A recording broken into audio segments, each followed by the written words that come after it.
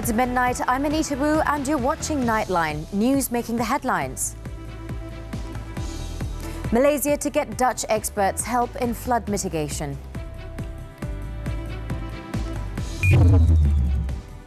Also, chicken subsidy removal, no unreasonable price hikes on the first day.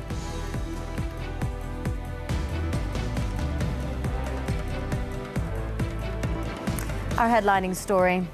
Malaysia will get expertise from the Netherlands to improve its flood mitigation system in an effort to overcome the problem of annual floods. Prime Minister Datuk Seri Anwar Ibrahim said this to journalists after receiving a courtesy call from his Dutch counterpart, Mark Rutte, at Sri Perdana in Putrajaya on Wednesday.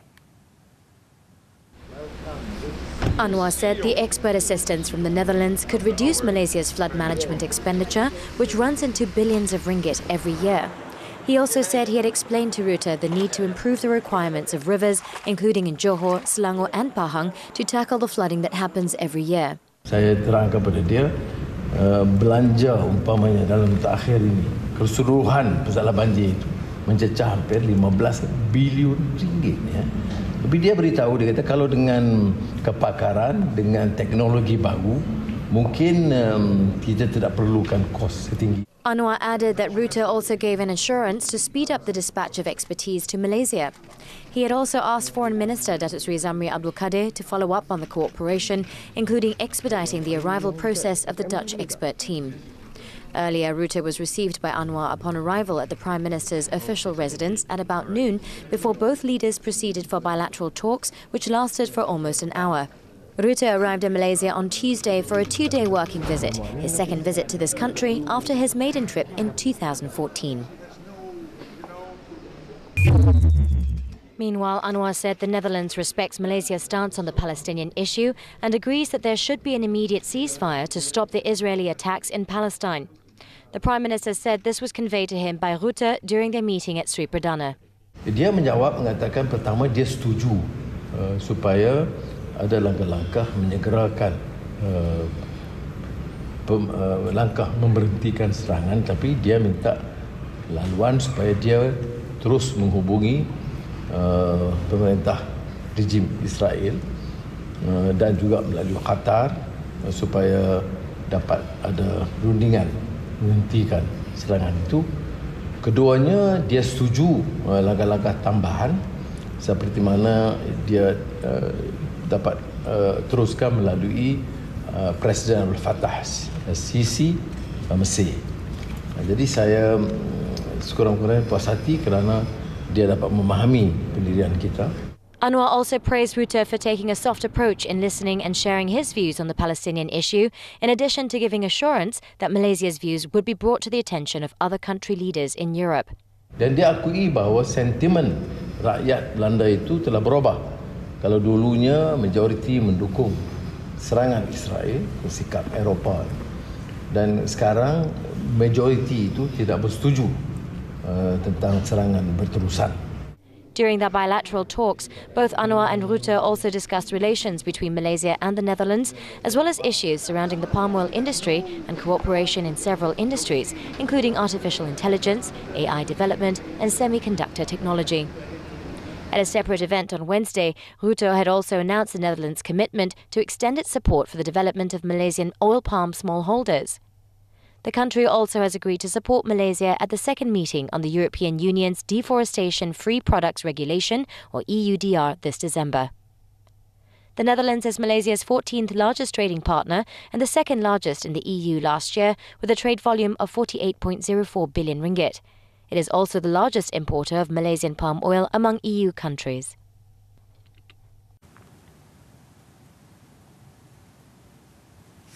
Consumers heaved a sigh of relief as there was no unreasonable increase in the price of chicken following the government's move to float the price starting Wednesday. Checks by TV3 in several locations around the Klang Valley and Putrajaya also found a sufficient supply of chicken at all retail outlets.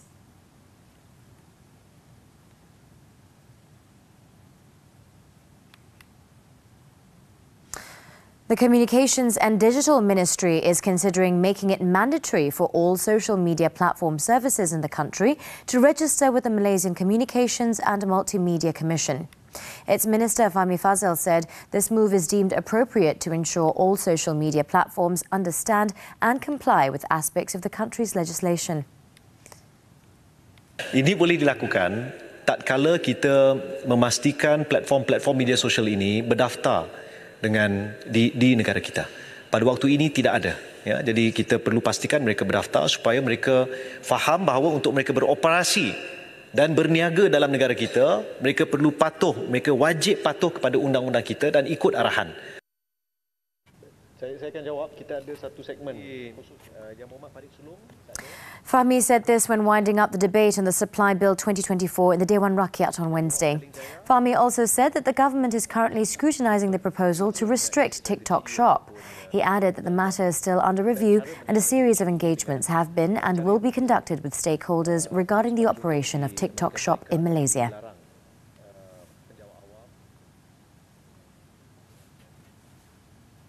The Transport Ministry is conducting a study on the use of a new surveillance camera that is able to capture and recognise vehicles using digital plates. Its Deputy Minister, Datuk Hasbi Habibullah, informed the Dewan Rakyat that the new camera is also capable of detecting the driver, among other features, which will facilitate enforcement and reduce the risk of accidents in the country. Pada masa ini, dalam kajian itu ialah untuk melihat tentang siapa pengguna yang melanggar dan sebagainya, iaitu tentang dia punya lesen kenderaan memandu e-plate. Dan mungkin masa hadapan akan ditambah lagi features dalam itu juga dapat menangkap tentang kelajuan. He explained that the Ministry and the Road Transport Department are looking into the matter and considering a new direction with regards to the automatic awareness safety system, AWAS cameras. According to a study by the Malaysian Institute of Road Safety Research, MIROS, the compliance level of road users at the locations where the AWAS cameras were installed reached 99%. Hasbi added that the actual cost of installing the new cameras would be announced once approval for their usage has been granted.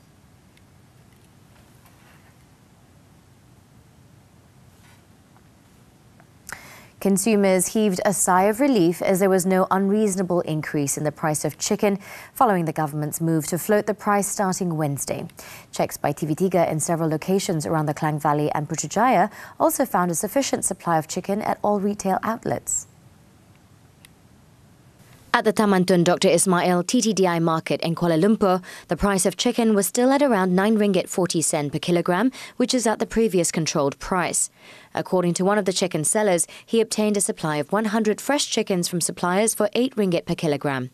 Bahawa masa ni supplier cakap harga bekalan mencukupi, so harga dia maintainkan lah. Supplier pun dia tak naikkan harga lagi, so kita staykan lah. Elsewhere at the Selayang wholesale market, the chicken sellers there also took the same approach. Some even offered cheaper prices based on the quantity of chickens purchased by customers. Kalau banyak kan kita turun, bagi kurang. Kita bagi kurang lagi. Kalau 10 ekor, 9 ringgit, kita bagikan macam itulah. Meanwhile, at the Maidin hypermarket in Subang Jaya, the price of chicken was even lower at 7 ringgit 99 sen per kilogram. Maidin Muhammad Holdings Berhad Managing Director, Dato' Amir Ali Maidin, assured that the price would be maintained for a week due to the weekly contract with suppliers. Sebetulnya harga ayam tu kena naik. Dia turun minggu ni memang turun banyak sangat. Tetapi kalau kita tengok historically harga anak ayam tu RM6 atau RM6.5. 6 atau RM6.5. Kalau kita ambil 6, RM6.5 tu, tak patutnya harga jualan tu lebih pada RM9.4. Itu kiraan kita. Melainkan kalau anak ayam tu dah jadi 7, 7.5. As for consumers, they hope that the chicken prices would be maintained at a reasonable rate and will not burden them. Tengok harga tak ada masalah lagi. So saya mengharapkan kalau kata lepas ni tak ada subsidi, harga ayam tetap masih harga orang kata orang B40, T20 semua tak ada akan ada isu untuk membeli. Kalau boleh maintain je harga, tak naklah naik naik lagi kan. Macam tu. Kasihanlah orang-orang susah kan. In Putrajaya, Acting Domestic Trade and Cost of Living Minister Dato' Armizan Muhammad Ali said the highest price for chicken recorded after being floated was 11 ringgit per kilogram, while the lowest price was at 6 ringgit 49 sen per kilogram. Only 68 premises, or 4.6% of the total 1,484 premises inspected in Peninsular Malaysia, sold chicken at a higher price than the previously set controlled price. He added, apart from continuous monitoring efforts, the ministry have decided to take a micro look at the areas where chicken is sold above RM9.40 per kilogram. Kita mengambil makluman dan rekod harga-harga tersebut, dan sekiranya harga itu pada kadar yang jauh dengan harga-harga lain yang boleh ditawarkan oleh pasar raya di sekitar tersebut dan kedai runcit di sekitar tersebut, di situ elemen kita melihat mungkin kita boleh siasat secara lebih lanjut kenapa harga sebegitu tinggi, berapa kos pengeluaran dia, berapa margin keuntungan dia. He also called on consumers not to resort to panic buying during the coming days, as the supply of chicken is guaranteed to be sufficient. The Attorney General's Chambers, AGC, has rejected a representation filed by the son of a former minister to review the charges related to cooking oil subsidy violation. The status of the representation filed by 39-year-old Muhammad Faisal Hamza, the son of Larut MP, Datuk Sri Hamza Zainuddin, was disclosed by Nur Ali Mahsanusi, who is Deputy Public Prosecutor from the Domestic Trade and Cost of Living Ministry, when the case came up for mention before Seremban Sessions Court Judge Mazni Nawi on Wednesday. The prosecution also revealed that they have yet to receive the representation from another defendant, 55-year-old Azizul Abdul Halim. It was reported in April this year that Muhammad Faisal and Azizul, as directors of Rimba Merpati Sdn Berhad, which is a wholesale license holder for the controlled item, were charged with 9 counts of submitting false documents and possessing cooking oil over the allowed limit. The court fixed the trial between June 5th and 28th next year and called upon 15 witnesses to provide statements.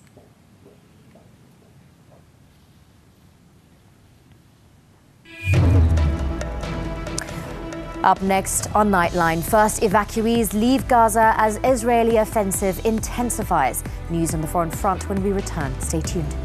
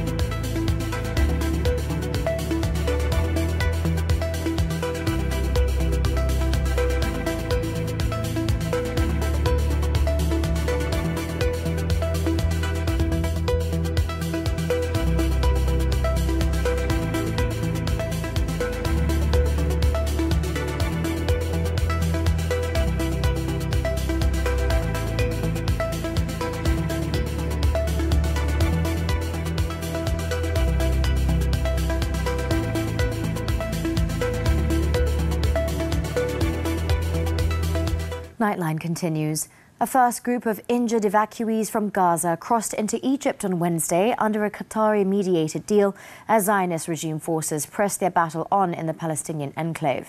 The injured, who had been trapped in Gaza since the start of the war more than 3 weeks ago, were driven in ambulances through the Rafah border crossing. Under the deal reached between Egypt, Israel and Hamas, a number of foreigners and critically wounded people will be allowed to leave the besieged territory. However, according to a source, not all were expected to make it out on Wednesday, as there was no timeline for how long the crossing would remain open for evacuation. The evacuation followed another day of bloodshed in Gaza, in which an Israeli airstrike on the Jabalia refugee camp killed more than 50 people and wounded at least 150 people. The majority of those killed were women and children. So far, at least 8,796 Palestinians, including 3,648 children, have been killed in the Israeli strikes on Gaza.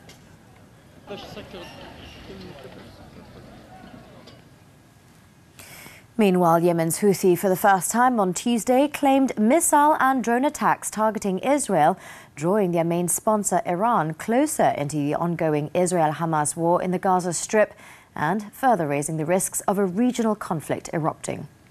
The Houthis had been suspected of an attack earlier this month, targeting Israel by sending missiles and drones over the crucial shipping lane of the Red Sea, an assault that saw the U.S. Navy shoot down the projectiles.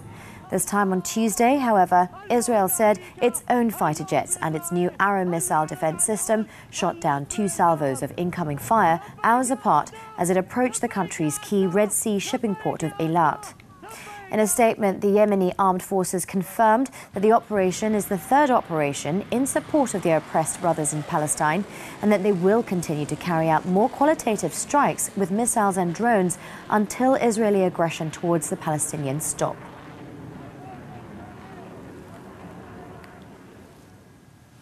In the meantime, Bolivia has cut official ties with Israel on Tuesday over the war in Gaza as 2 other Latin American countries recalled their ambassadors in Tel Aviv for consultations. According to Deputy Foreign Minister Freddy Mamani, Bolivia decided to break diplomatic relations with the Israeli state in repudiation and condemnation of the aggressive and disproportionate Israeli military offensive taking place in the Gaza Strip.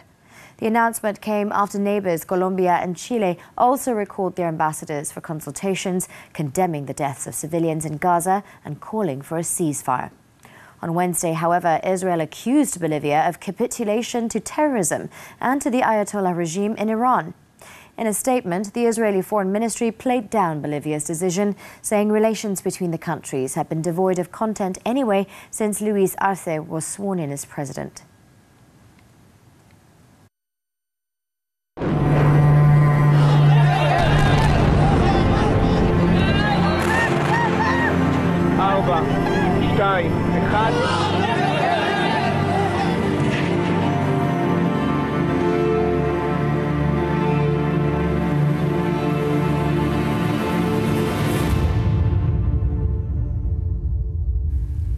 The bulletin continues. Joko Widodo on Wednesday broke ground for construction of several projects ranging from an airport, hospital and hotel in the planned Indonesian new capital city, Nusantara. The Indonesian president is expected to launch a total of 10 projects this week worth $783.85 million in Nusantara. Among the projects were a 347-hectare airport, which is expected to be fully operational by December 2024, with a total cost of $263 million, and an international hospital to be built by Indonesian hospital chain Mayapada. Widodo's $32 billion flagship project, which is to move the seat of government out of the congested city of Jakarta, has struggled to attract private investment, forcing the government to allocate $2.6 billion for it in the 2024 budget.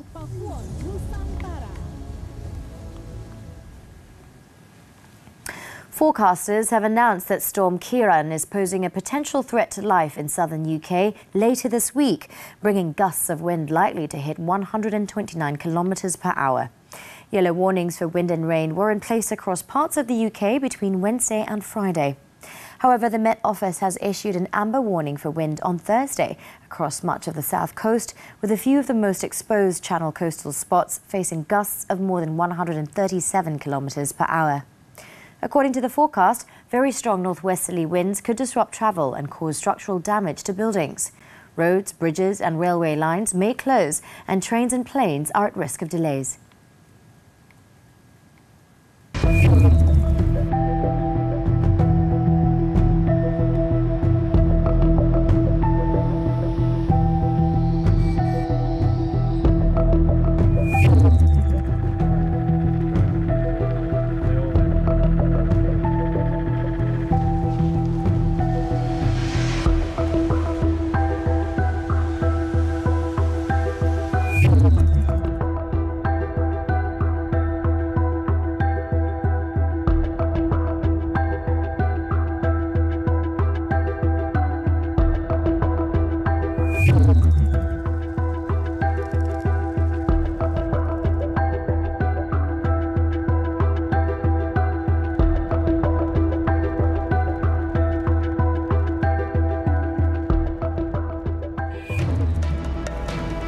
Up next, holders Leipzig knocked out of the German Cup. Sports right after this breather. Don't go away.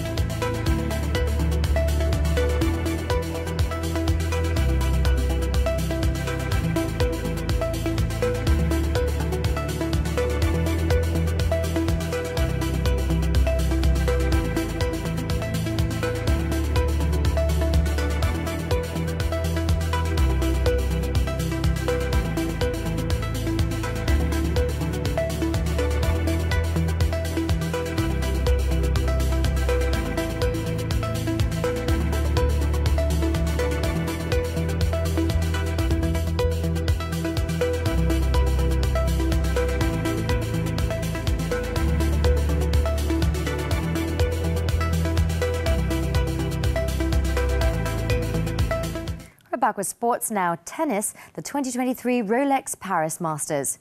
Andrei Rublev advanced to the last 16 after a straight sets win over Japan's Yoshihito Nishioka. The fifth seed faced no trouble as he raced to a 6-4, 6-3 victory against Nishioka at the ATP Masters 1000 event. The Russian next faces Botic van der Zandschulp for a place in the quarterfinals. In another match, Kazakhstan's Alexander Bublik needed 2 tiebreakers to edge out Nicolas Jarry of Chile 7-6, 7-6 to reach the last 16. The world number 33 will next face Grigor Dimitrov in the next round. Joining them was Roman Safiullin. Safiullin secured the most significant victory of his career by defeating Carlos Alcaraz. Despite an early setback in both sets, the qualifier managed to stage a remarkable comeback, clinching a shocking 6-3, 6-4 win and handing the second seed, Alcaraz, his first defeat in an opening match in 2023. Next up for 26-year-old Safiullin, 16th seed Karen Khachanov for a place in the quarterfinals. Turning to football now, the DFB Pokal Cup. Wolfsburg produced the first shock of the season's cup, knocking out holders RB Leipzig with an inspired 1-0 win in their second-round clash. Wolfsburg's Václav Černý met almost no resistance when he sprinted into the box to latch onto Thiago Thomas's perfect through ball and rifle into the top corner in the 14th minute. Leipzig struggled to find their rhythm, and their hopes of a comeback went out of the window 9 minutes into the second half when Yusuf Poulsen got his marching orders following a foul on Asse Jan Vranks. Kovac's side's triumph put an end to Leipzig's 2-year reign in the competition. When Nightline returns, woman ran over by car, stabbed 15 times after dispute. Don't go away.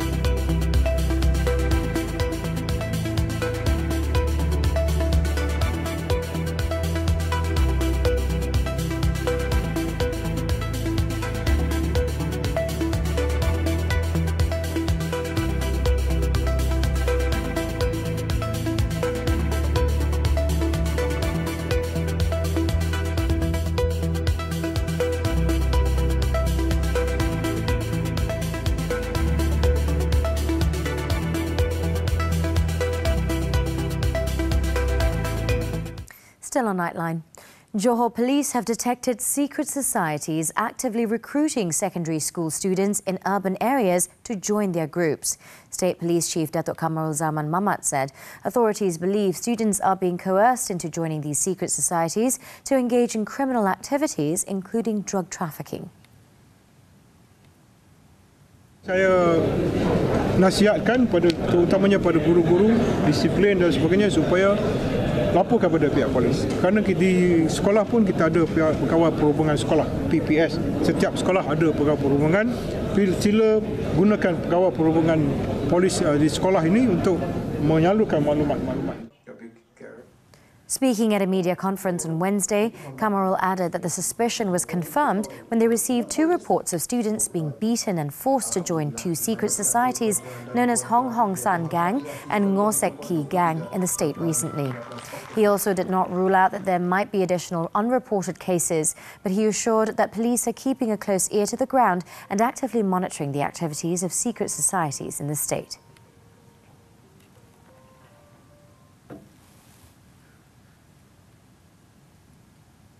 Meanwhile, Kamarul said 3 men believed to be debt collectors were nabbed for causing public disturbance by using loudspeakers to harass a debtor in front of a house in Kluang, Johor.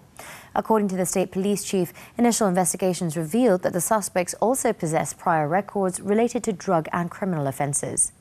He also said the suspects were believed to have been hired by an individual with the intention of shaming the debtor and their family due to an outstanding debt of 120,000 ringgit. He added that police investigations are still ongoing, even though the remand application and all the suspects have been rejected by the court. Kamarul also stressed that causing disturbance to collect debts and disrupting public peace is an offence and violates the law.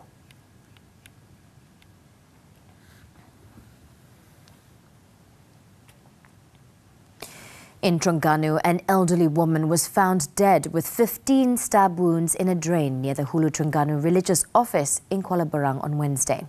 State Police Chief Datuk Mazli Mazlan said the body of the 65-year-old victim was found by a security guard from the Hulu Terengganu religious office, who then alerted the police at 4:35 a.m. He also said that the victim, a government pensioner from Kuala Berang, was run over by a car before being stabbed by a woman believed to be her business partner, who works as a seamstress. Initial investigations found that the victim and the 35-year-old suspect drove somewhere to discuss business matters. It was also believed that an altercation arose from a dispute over profit sharing between the two. Mazli added police arrested the suspect at her residence in Wakaf Tapai near Marang at about 11 a.m. on the same day and found a meat cleaver believed to be the murder weapon near the victim's house. Police also detained a couple to help in the investigation carried out under Section 302 of the Penal Code.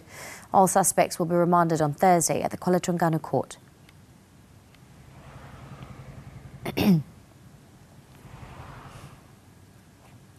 In Perlis, police seized 70 kilograms of ganja valued at 217,000 ringgit during operations conducted by the General Operations Force, or PGA, in Padang Besar.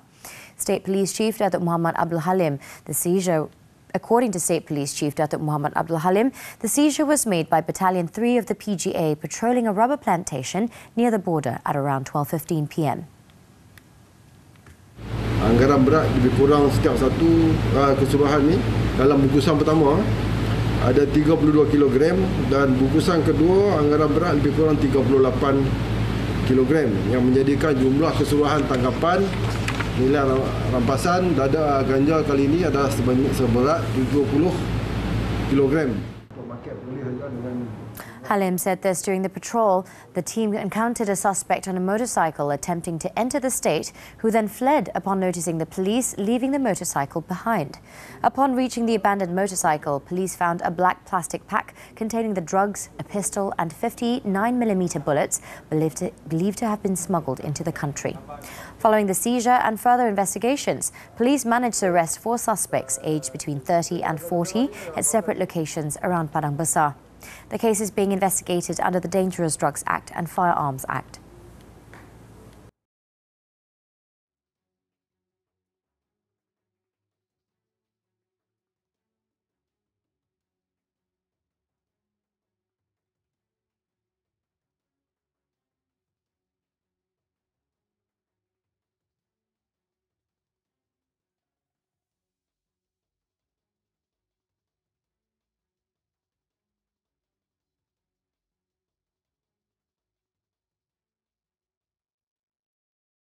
As we wrap up Nightline this time around, let's take a look as sustainability takes centre stage at the 13th annual Lagos Fashion Week, with models wearing designs made with raffia and local tie-dye fabric strutting the runway.